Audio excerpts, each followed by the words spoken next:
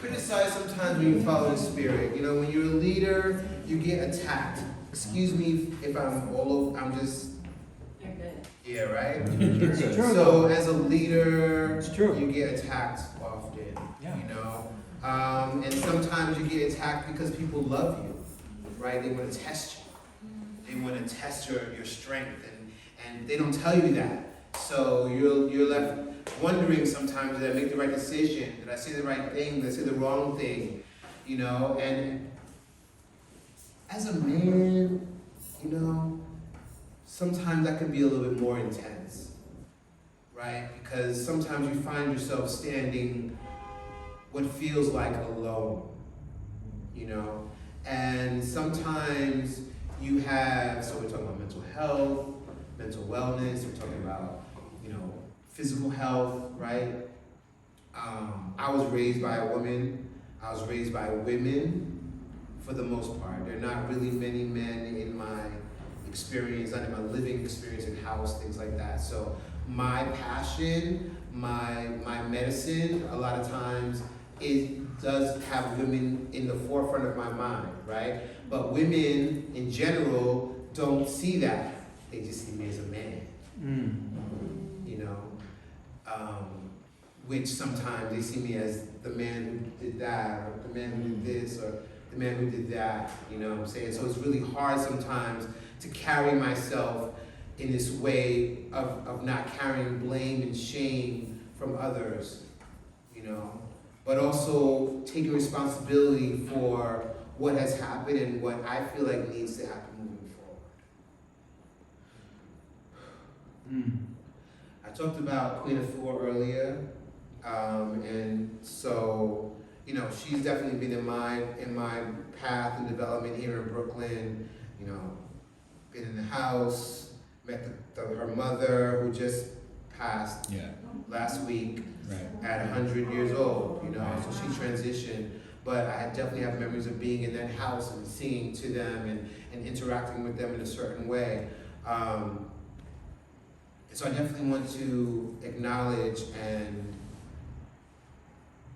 lift up our ancestors, specifically this woman who's passed, you know, and a woman that I know, Trishan Denise, who transitioned from cervical cancer, you know, but really I don't feel like she really wanted to be here, to be honest, you know. I feel like the disease was an excuse for her to leave, because what was happening in her life wasn't something that she was very pleased with or happy with, and she didn't know how to come out of that.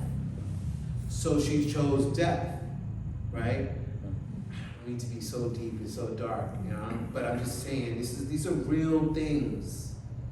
These are real feelings that people deal with every day that make them feel like, I don't want to go on. And so do we call disease to us? You know? I'm not condemning anyone or putting anyone down. You live your life the way you need to live. You leave this life the way you need to leave it. You know? But I just feel like the mental wellness and the cervical health had something to do with each other. Thoughts are powerful. Yeah, absolutely. Thank you for sharing. I would like to express that as a woman who has specifically have had experiences when it comes to sexual trauma, and realizing that in my experience facing that sexual trauma and acknowledging that sexual trauma and opening it up, I realized how closely connected it was with the decisions that I was making at the time, that I didn't want to look at that pain that I essentially dug so deep that I made myself forget it. In my own experience, something that had helped me with releasing it was plant medicine, specifically ayahuasca. And that was my personal journey. I was led there actually by a dream that I had. And ever since I've had that experience, I have seen myself just blossom, and connecting it into my mental wellness because I am now mindful of the decisions that I make, and then also being mindful of the decisions that I made in the past and how it affected me. And just continuously dealing with that, even though this experience happened 2 years ago where I was able to literally purge it out of my body. It still comes up as a woman, as a man. We deal with so many different things in society. One of those things being telling us how we should be as a woman or as a man and what that looks like. And I found that the more that I am just honest with myself and my feelings and my being at that moment, that is always what's right. And it's not for everyone to understand, because you will never meet one person that will understand every single thing that you do. And that's not the point. The point is for you to be free in your expression of whatever it is that you're feeling at that moment, and to release it. Because when we hold on to things, it becomes trauma, it becomes weight. And, Yeah, so I just want to acknowledge this moment right now, where we are all together right now. This is where we were meant to be. This is where we decided to be.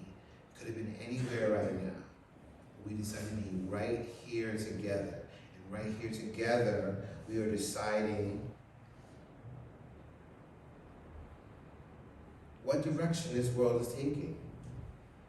You know, I do believe in that. I do believe that with your thought, with your intention, you can decide what direction we're going in. We don't have to sit home and look at the news and feel powerless, you know, or hear a diagnosis and feel powerless.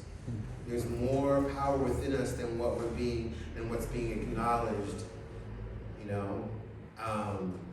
And on the way here today with two black men in the cab, you know, I was just saying to them, we were discussing how there's so many messages around us to tell us what you aren't, what you're not good enough, you're too this, you're too that, you're too everything, you know? And we really need to surround ourselves with positive messages that build us up. That's self-care. Self-care is revolutionary.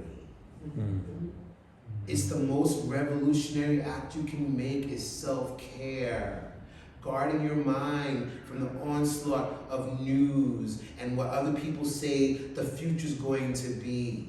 Guarding your mind against the past of what was told to you, what you couldn't be, and who you are, and what you would never be. And recreating the future with our minds, reimagining who we can be. So that's what Mermaids from Outer Space is about. That's what, you know, this work is about, is reimagining the path forward. Who says that just because you imagine it differently, it can be that way? You know?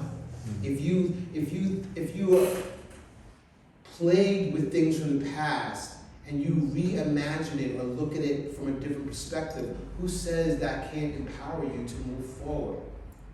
That's the new energy we're dealing with, you know. So the transmutation of the traumas that happen within our lives and being able to use it now in power. it's medicine. You know, literally, for Medicine. self and for others. And because when you do it for self, even if you're not trying for others, you're illuminating the path of other people. Whether you know it or not, other people are watching you and being affected by your life. Right. So stop worrying about what you need to be and just be. Russia.